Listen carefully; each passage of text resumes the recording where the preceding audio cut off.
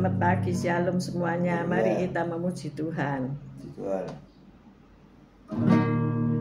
Tuhan, ku berikan semuanya, tubuh, jiwa, rohku, relakan semuanya.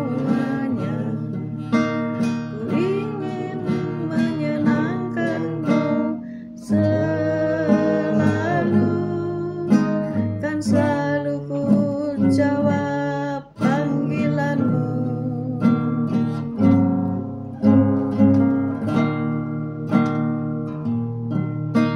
Tuhan, ku berikan semuanya,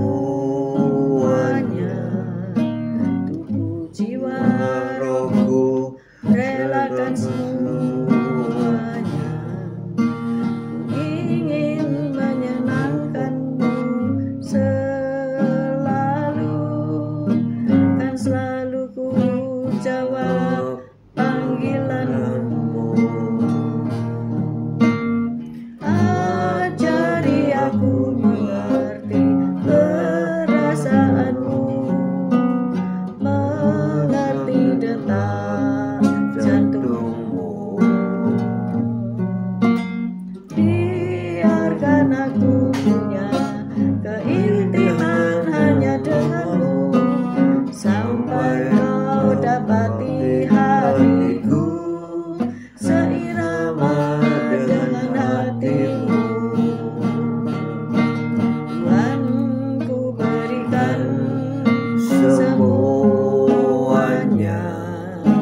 tubuh, jiwa, rohku, relakan semuanya. Ku ingin menyenangkanmu selalu, kan selalu ku jawab panggilanmu.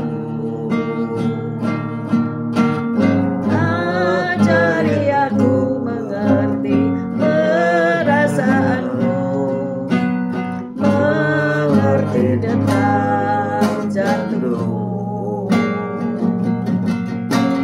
Biarkan aku punya keintiman hanya denganmu, sampai kau dapati hatiku seirama dengan hatimu.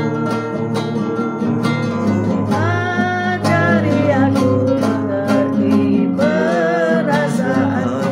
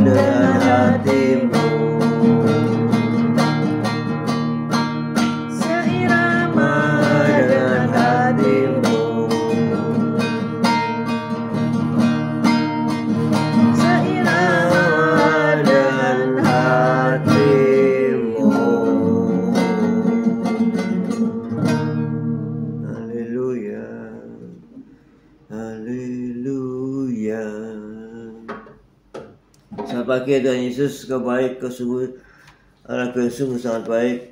Satu hari lagi telah Kau berikan bagi kami, hari yang indah. Terima kasih Tuhan, haleluya. Sebentar lagi kami baca firman-Mu, merenungkan firman-Mu. Kau buka hati pikiran kami agar kami dapat menerima firman-Mu. Kau berikan roh pengertian bagi kami agar kami mengerti akan firman-Mu, dan Kau berikan iman yang kuat bagi kami agar kami dapat melakukan firman-Mu dalam kehidupan kami ya Tuhan Yesus. Haleluya, puji Tuhan. Kami serahkan kehidupan kami sepanjang hari ini bersama semua rekan-rekan peserta daripada renungan pagi hari ini ke dalam tangan-Mu, di dalam kuat kuasa-Mu, di dalam perlindungan-Mu, di dalam penyertaan-Mu, di dalam kasih-Mu, juga di dalam berkat-Mu ya Tuhan Yesus.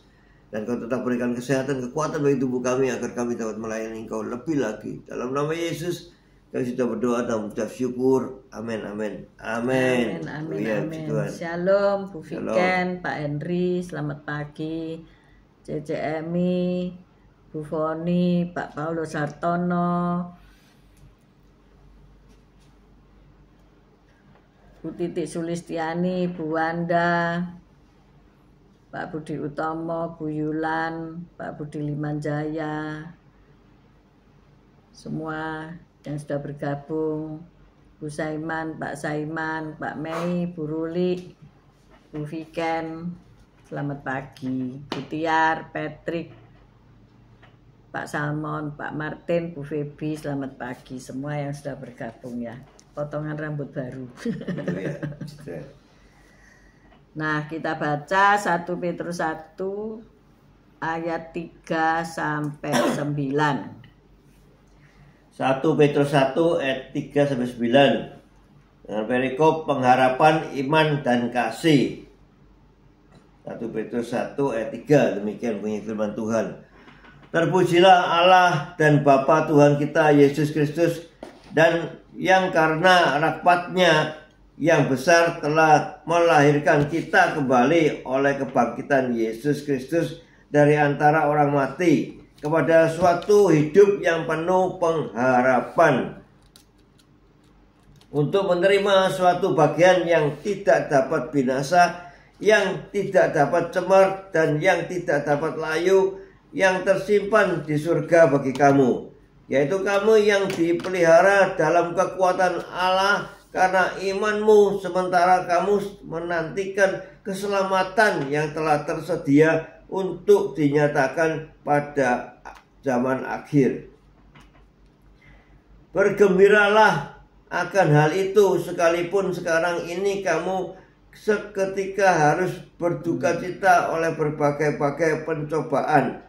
Maksud semuanya itu ialah untuk membuktikan kemurnian imanmu yang jauh lebih tinggi nilainya daripada emas yang fana, yang diuji kemurniannya dengan api, sehingga kamu memperoleh puji-pujian dan kemuliaan dan kehormatan pada hari Yesus Kristus menyatakan dirinya.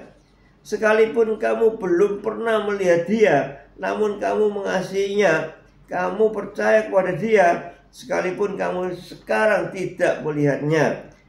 Kamu bergembira karena sukacita yang mulia dan yang tidak terkatakan, karena kamu telah mencapai tujuan imanmu, yaitu keselamatan jiwamu. Amin. Amin.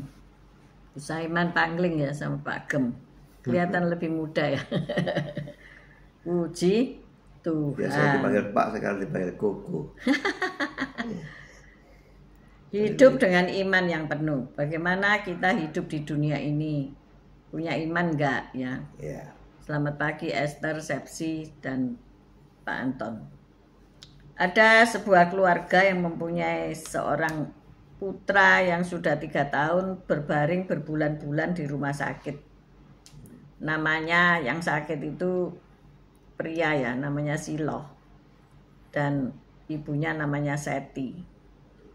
Sudah berbulan-bulan terbaring dan dokter mengatakan bahwa otak Siloh tidak menunjukkan adanya aktivitas yang berarti. Jadi kalau otak itu sudah nggak berarti, sudah tidak menunjukkan tanda-tanda kehidupan, padahal itu adalah komputer tubuh kita ya. Motornya. Sudah istilahnya sudah rusak gitu ya. Sudah nanti akan otomatis fungsi-fungsi anggota tubuh kita ini nanti akan melemah dan akhirnya ya seperti komputer itu terus tes gitu ya, nggak ada kehidupan. Seperti oblek yang seperti lilin atau oblek yang kehabisan bahan bakar ya. Nah, itu kehidupan manusia ya. Jadi mereka khawatir kalau iman mereka turun ya.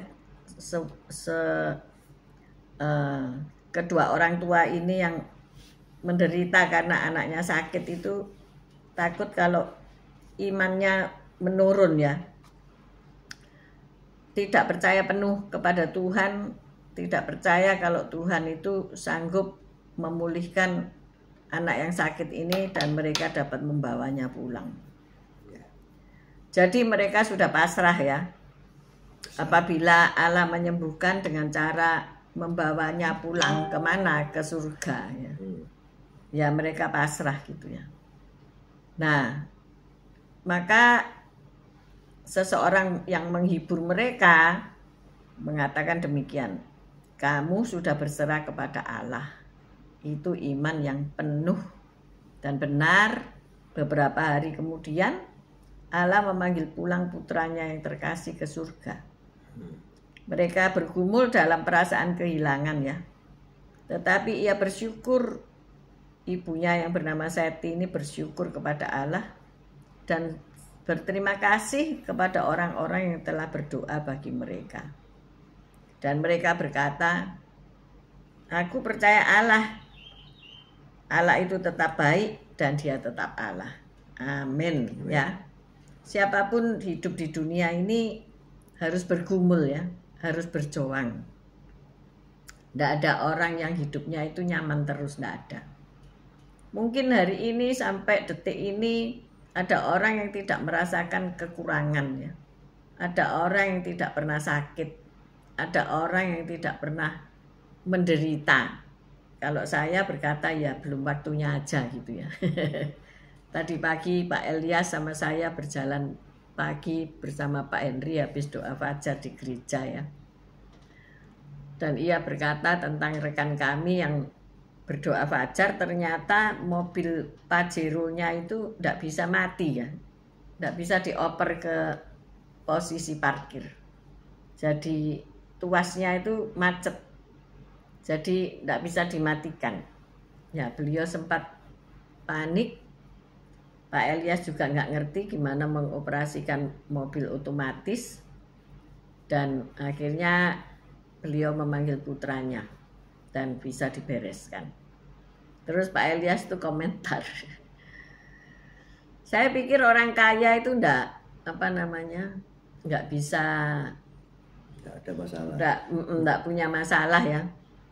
Oh maksudnya gini, waktu ibu ini berdoa itu beliau menangis gitu loh.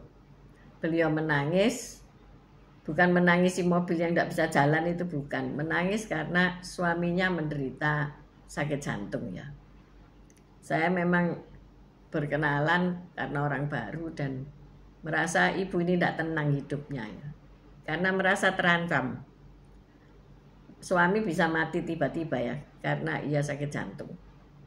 Dan ia sedang dalam pemulihan dan ia menangis ya. Kita kalau berdoa kan bisa menangis ya. Entah itu menangis kesusahanmu, kesusahan diri kita, atau menangis karena mengasihi Tuhan ya. Menangis karena begitu cinta kepada Tuhan. Ya banyak arti air mata ya. Selamat pagi Bu Rima, Pak Anton. Jadi di dunia ini tidak dikatakan kita di dunia ini terus bebas dari segala masalah, tidak. Jadi tangisan atau air mata yang menitik itu menandakan bahwa kita ini punya perasaan ya. Bener nggak Pak Gem? Yeah. Kadang-kadang kita berdoa seorang diri pun sampai melelehkan air mata dan sangat dipuaskan ketika air mata itu sudah habis ya, sudah kering, tidak bisa nangis lagi. Mungkin karena penderitaan yang bertubi-tubi silih berganti sehingga sudah tidak bisa nangis. Jadi Pak Elias itu berkata, saya pikir orang kaya itu tidak bisa nangis. Ya, bagi orang-orang yang hidupnya menderita melihat orang lain mobilnya 4, punya moge, punya harta yang melimpah, gak pernah kekurangan, itu dianggap bahwa itu suatu yang pengharapan atau cita-cita dari banyak orang yang saat-saat ini mungkin keuangannya terbatas gitu ya. Mohon maaf. Bagi orang yang keuangannya terbatas, kalau melihat orang lain punya rumah mewah, punya kehidupan yang nyaman, itu kan impian banget gitu ya. Ya, ada rasa kepingin gitu. Ya, enggak salah sih ya. Ya. Jadi di dunia ini ya, sampai Yesus datang kembali, kita akan berduka cita oleh berbagai-bagai pencobaan. Kita baca ya, 1 Petrus 1 ayat 6. 1 Petrus 1 ayat 6. Selamat pagi Pak Bambang, Bu Vera. Bergembiralah akan hal itu, sekalipun sekarang ini kamu seketika harus berduka cita oleh berbagai-bagai pencobaan. Nah, jadi di dunia ini betul-betul sampai Tuhan Yesus datang kedua kali nanti, itu kita tidak lepas daripada duka cita oleh berbagai-bagai pencobaan ya. Jadi kita perlu memproses berbagai emosi nyata yang timbul akibat rasa sakit yang sungguh-sungguh kita alami. Namun setiap orang yang mengalami hidup yang baru dalam Kristus dapat diteguhkan oleh kasih mereka kepada Tuhan Yesus dan bergembira dan merasakan sukacita yang agung dan tak terkatakan. Ya. Tujuan akhir iman kita kepada Kristus ialah keselamatan jiwa kita. Semalam saya melihat sebuah podcast seorang selebriti yang bertanya jawab dengan seorang dokter ya. Mereka tinggal di Jakarta dan sang dokter bertanya, apakah engkau pernah menderita kekurangan karena dari bayi sampai dia sudah hampir berusia kepala 3 itu, apakah pernah ngalami hidup dalam kekurangan ya, maksudnya kurang dalam hal materi. Dia berkata, aku nggak pernah kekurangan dalam hal materi. Dan ia berkomitmen menjaga tubuhnya karena dia juga seorang yang sekolah, kuliah dalam bidang kecantikan ya. Jadi merasakan bahwa tubuhnya itu sebagai aset yang perlu dipertahankan. Dan saya melihat, oh ini orang belum mengenal Kristus secara pribadi. Saya menilai demikian ya. Mungkin penilaian saya salah ya. Itu kan hak saya, itu penilaian saya. Karena tubuh ini mesti dirawat dengan segala macam cara dan upaya dan harta yang melimpah-limpah, kita tidak bisa membeli tidak mati ya. Kita tidak bisa membeli kekekalan dari tubuh yang fana ini ya. Ada amin Pak Gem? Amin. Meskipun Pak Gem sekarang ini seperti yongen-yongen ya toh. Tapi tidak bisa membeli kemudahan usia. Ya, di podcast yang lain saya mendengar seseorang yang berkata duitnya itu wokeh ya, berlimpah-limpah uangnya. Apa yang kamu inginkan sekarang? Ditanya begitu, seorang pria ya. Dia menjawab, kalau saya bisa, saya mau saya kembali umur 25 ya. Dengan full power, kekuatan, kegantengan di puncak ya toh. Di puncak keemasan kehidupan kejayaan ya. Dia rela bahkan 0 rupiah. Dia rela semua hartanya itu hilang asal dia bisa membeli kefanaan tubuh ini tadi. Itu istilah saya ya. Tubuh ini kan fana. Jadi dia mau membeli umur, mengembalikan ke 25. Nah, di saat dia berusia 25, kemarin dia belum bisa menikmati indahnya kehidupan di saat muda itu tadi. Ya, maksudnya dia percaya, dia yakin dan percaya dia bisa kaya lagi seperti hari ini kalau usianya dia itu kembali ke 25 gitu loh ya. Jadi dia rela kehilangan semua harta asal dia punya perpanjangan SIM atau STNK dalam kehidupan ini, balik lagi koyok usia selawe. Ya ndak ada saudara ya. Apalagi tentang keselamatan jiwa kita ya. Mungkin tubuh kita itu kalau direkayasa ya tetap cantik, ndak kerut-merut ya, ndak melorot. Saya lihat kalau di YouTube saya ada siaran saya yang 5 tahun yang lalu, pipiku ini sih belum turun. Saya lihat, loh wajahku ini 5 tahun aja wis turun 1 senti. Setiap tahun turun berapa mili ya. Melakukan pas foto ya setiap tahun ya. Jadi perubahannya kelihatan perubahannya setiap tahun ini. 5 tahun sekali pasti perubahannya banyak ya. Nggak bisa menipu kan, walaupun potongan rambutnya keren-keren tapi urat mata, sorot mata yang sudah tua itu sudah kalem ya, sudah teduh, mata yang sudah teduh. Kalau mata umur 20, 21 itu celorotan belalaan. Ya. Tapi kalau sudah 70 sudah tenang. Kalau umpama ombak badai itu sudah wis gak sanggup berbuat badai. Sudah kalem ya. Sudah kalem, the wave is kalem ya. Ya itu. Pak Bambang nulis Pak Gem new style, makin muda mirip opa-opa Korea. Iya. Mirip opa-opa Korea, tapi kita tidak bisa menipu dengan umur kita. Umur kita itu jalan terus. Jadi orang yang mengagumi tubuhnya dikala dia usia produktif itu ya ditanya apa sudah operasi karena dia juga di bidang kecantikan. Dia belum, yang ini belum ya, belum melorot soalnya ya. Tapi ada yang hal-hal yang perlu dikoreksi ya, yang dikit-dikit dikoreksi katanya seperti itu. Bagaimana kita bisa mempertahankan tubuh yang fana? Tidak bisa saudara. Kita lama-lama ya wis elek ya. Tetapi mungkin dengan ilmu pengetahuan hari ini bisa kelihatan keren. Apalagi kalau make up ya, nanti siapa yang mau pesta mantu ya, tak mau kalah kan sama mantunya ya. Jadi make upnya flawless, waduh, menjadi muda 20 tahun. Ya memang pangling tapi sehari tok. Kalau dibusuk ya wis balik asal saudara ya. Ya jadi ini kehidupan karena sudah ada tertulis ya toh. Berduka cita atas berbagai-bagai pencobaan. Sampai si selebriti ini takut menikah rasanya, takut keliru memilih jodoh ya.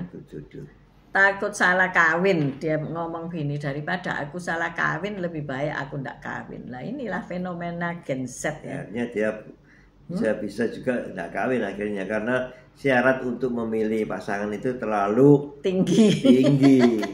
Ya. Ndak mungkin ya. Ya inilah fenomena Gen Z hari-hari ini ya. Takut sebetulnya bukan takut kawin, takut menderita. Nah ini harus diajarkan kepada anak-anak kita sejak dini ya. Kamu ini sudah dipattern oleh Tuhan itu pasti menderita. Loh, itu tidak bisa dipungkiri. Mungkin saat ini umur masih belum ya, nanti bentar lagi gitu loh ya. Belum. Aku tidak pernah menderita, aku tidak pernah merasa kesusahan, aku tidak pernah kekurangan uang. Ya puji Tuhan, ya kan? Aku tidak pernah menyakiti orang, ya belum tentu juga. Ya kita kalau ngomong sembarangan ya pasti orang tersakiti lah ya. Kita pasti masuk di dalam pencobaan itu, tapi pencobaan yang kita alami tidak melebihi dari kekuatan kita. Amin. Selamat pagi Anastasia, puji Tuhan hasil labmu bagus ya, jadi bebas. Mari kita lebih cinta Tuhan. Amin. Ya.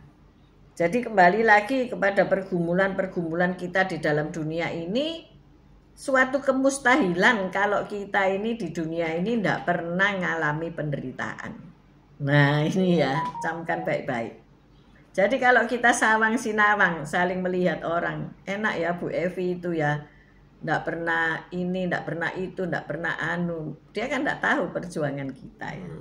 Jadi orang-orang yang baru kenal saya itu merasa lu enak ya uripe. Ya memang enak, karena apa? Yang tidak enak sudah diganti menjadi enak oleh Tuhan Yesus. Amin. Amin. Jadi kehidupan itu silih berganti ya, tidak enak terus. Mungkin saat ini sampai usia 30 itu tidak pernah ngalami susah ya, tidak pernah ngalami kekurangan, tidak pernah sakit ya. Tapi nanti kita kan tidak tahu ya ada apa di balik itu. 1 jam lagi aja kita nggak tahu ya. Ya seperti orang-orang yang saat ini terbaring di rumah sakit. Masa tahu dia kalau harus terbaring di rumah sakit. Dan anak daripada Seti ini tadi umur 3 tahun berbulan-bulan hidup di rumah sakit, toh pada akhirnya pulang ke rumah bapak karena fungsi otaknya tidak menunjukkan tanda-tanda ada satu kehidupan. Jadi kita ini kalau mau lihat orang ini mau mati apa enggak gampang saudara ya. Otaknya sekenceng apa enggak. Kalau otaknya masih lurus, iso berpikir, iso membahas, oh ini masih jauh gitu ya, nyawanya masih ada. Tetapi kalau dia sudah meremelek, terus sudah ditanyai, sudah tidak bisa jawab dan sebagainya, tambah turun, terus fungsi-fungsi untuk menjalankan mesin, sebagai mesin untuk menjalankan organ-organ tubuh, wis tidak mau makan, terus apa lagi? Hari nak mau makan, gak mau minum, wis tutup rapat-rapat, hanya diinfus hidup dari situ. Nah ini gak suwe itu, nunggu mujizat. Nah ya, masih ada pengharapan, masih ada pengharapan. Pengharapannya masih ada, yaitu dalam nama Yesus. Kita harus berpengharapan yang indah, sekalipun ya toh, sekalipun nanti entek, kita tetap hidup bersama Yesus. Kita tidak akan mati selamanya. Amin. Besuk pasien di rumah sakit yang sudah ini tenggorokannya, lehernya dilubangi apa. Saya pikir waduh, sudah dilubangi itu udah lama ya. Paling berapa bulan lagi, 14 sudah. Tapi akhirnya bisa sembuh dan pulang ke rumah. Ya, itu kan mujizat. Luar biasa ini. Waduh, biasanya sudah dilubangi sini ini udah lama sudah. Pasti game. Tapi luar biasa. Anastasia mau ke dokter, mau OTW, selamat check up ke dokter, hasilnya good. Pasti ya. Baik semuanya.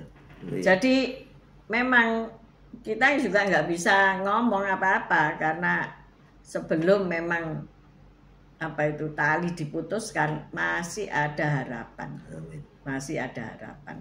Maka dari itu Ayo kita ini semua pasti ngalami suka dan duka ya, seperti ritme jantung gitu ya. Kalau hari ini mungkin naik terus, tidak pernah ngalami kedukaan, tidak mengalami air mata yang mengalir tumpah, ya puji Tuhan, dinikmati aja. Tetapi harus dengan kerendahan hati, karena siapa tahu, siapa sangka, ya kan? Bisa aja kekejutan itu datang dengan tiba-tiba. Sebab apa? Alkitab itu mencatat, ya. Harus kamu waspada. Kita harus seperti anak dara yang bijaksana, selalu membawa minyak, yaitu Roh Kudus yang hidup di dalam diri kita. Roh Kudus yang akan menghidupkan kita ketika nanti kita mati.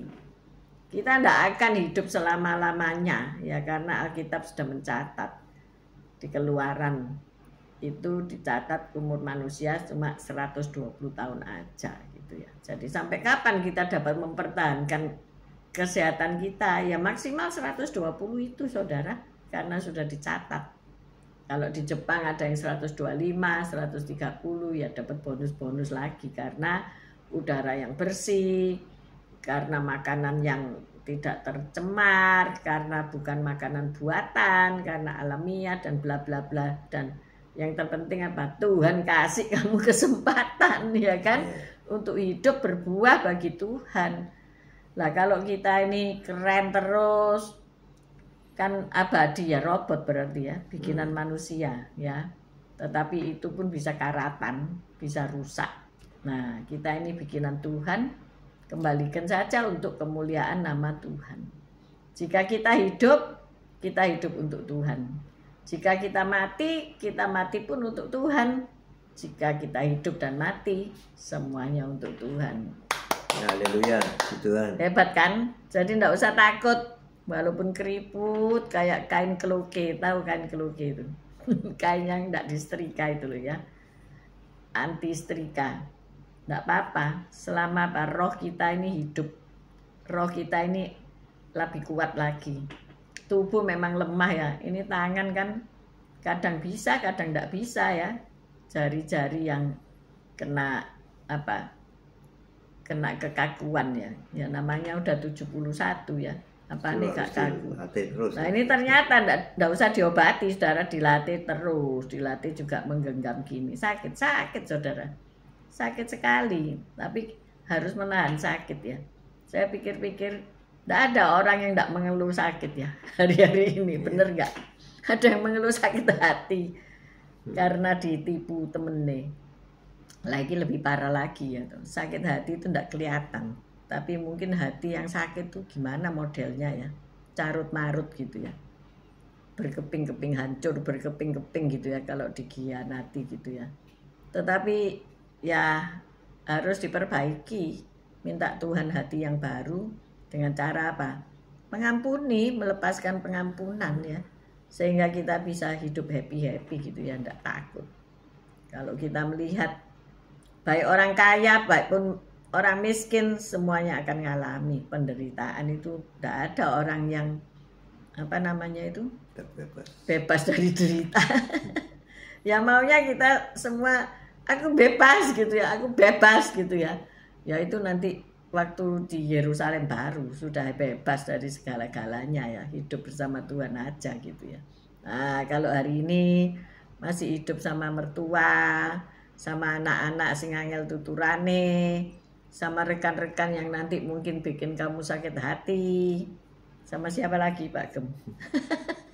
sama ini sama ini musuh dalam selimut ya. Kita masih diperkenan untuk hidup menikmati penderitaan kecil-kecil ya, sudahlah enggak apa-apa ya. Penderitaan kecil atau besar suatu hari nanti kita akan pasti alami. Maka dari itu ini Esther ini peserta paling kecil ya, masih SD. Kalau dia sudah dengerin Oma Evi khotbah terus, pasti dia punya perbendaharaan yang kaya ya. Amen. Jadi nanti siap menghadapi tantangan dalam kehidupan, sehingga kita menang atas maut, kita menang atas segala penderitaan yang diizinkan Tuhan kita alami. Amin. Amin. Mari kita berdoa. Haleluya. Tuhan, terima kasih atas firman-Mu Tuhan Yesus. Ya, kita harus mempunyai pengharapan, iman dan kasih. Ya, pengharapan agar semuanya menjadi baik dan kita imani semuanya itu menjadi baik yang kita alami. Dan terutama ada kasih Kristus yang selalu menyertai kita, sehingga kita juga bisa menerapkan kasih Kristus di dalam kehidupan kita. Kita bisa mengasihi sesama, kita bisa mengampuni orang yang bersalah kepada kita, kata Tuhan Yesus sudah mengampuni kita. Kita mempunyai pengharapan semuanya baik karena Kristus bersama kita. Puji Tuhan, haleluya, amin. Bapak, kami berdoa pagi hari ini untuk rekan-rekan yang mengalami sakit penyakit, mereka yang hidup dalam pemulihan. Tuhan, turunkan tangan-Mu yang berlubang paku kepada mereka, sehingga mereka tidak menderita. Adapun penderitaan yang mereka harus jalani, memberikan mereka kekuatan yang baru, dan iman mereka boleh bertumbuh dalam penderitaan. Terima kasih ya Tuhan. Bagi mereka yang mengalami semua baik-baik saja, biarlah senantiasa bersyukur, tidak hidup dalam keangkuhan, kesombongan, tidak hidup di dalam kedagingan, melainkan boleh hidup di dalam tuntunan Roh Kudus. Itu yang kami perlukan. Kami berdoa untuk mereka yang kehilangan pekerjaan, mereka yang harus membuka lapangan kerja baru dan sebagainya. Tuhan tolong beri hikmat, marifat, beri iman yang bertumbuh. Terima kasih Bapak. Kami juga Mengangkat tangan kami untuk menerima berkat Tuhan. Tuhan memberkati engkau, Tuhan melindungi engkau. Tuhan menyinari engkau dengan wajahnya dan memberikan engkau kasih karunia. Tuhan menghadapkan wajahnya kepadamu dan memberikan engkau damai sejahtera. Terimalah berkat dari Allah Bapa, Putra dan Roh Kudus, berkat kasih, sukacita, damai sejahtera mulai pagi hari ini sampai Maranatha Tuhan Yesus datang untuk kedua kalinya, bahkan sampai selama-lamanya. Mari yang sudah menerima berkat Tuhan katakan bersama, amin, amin, amin. Tuhan Yesus memberkati. Besok jangan lupa ya, ibadah ke gereja masing-masing. Tetap semangat, tetap bekerja untuk Tuhan. God bless you all. See you on Monday.